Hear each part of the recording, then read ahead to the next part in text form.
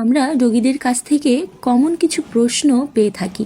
বেশিরভাগ রোগী এই প্রশ্নগুলো করে থাকেন। তার মধ্যে এটা কত মাসের প্যাকেজ বা কোর্স, মোট খরচ কত পড়বে, একবারে টাকা দিতে হবে নাকি ভাগে ভাগে, এই ওষুধ খেলে কতদিনে কাজ শুরু করবে, পুরোপুরি সেরে যাবে তো?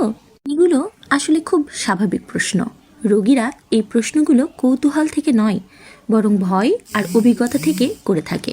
বারবার ঠকার অভিজ্ঞতা, বিভিন্ন জায়গায় বহুবার টাকা খরচ করে ফল না পেয়ে তারা আগে খরচ এবং সময়টা জানতে চায়।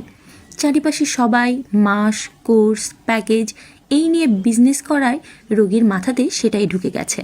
আধুনিক চিকিৎসা ও বিজ্ঞাপন মানুষকে শিখিয়ে দিয়েছে সময় মানেই টাকা, দেরি মানেই ব্যর্থতা। আয়ুর্বেদ সম্পর্কে অসম্পূর্ণ ধারণাও এর একটা প্রধান কারণ।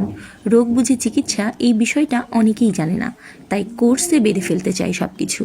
চুল উঠবে 7 দিনে, ডায়াবেটিস যাবে 15 দিনে, এই ধরনের চটকদার দাবি আসল আয়ুর্বেদকেই সন্দেহের মুখে ফেলে দেয়। আয়ুর্বেদে দেহ প্রকৃতি অর্থাৎ বাত, পিত্ত, কফ এগুলোকে বিবেচনা করেই চিকিৎসা দেওয়া হয়।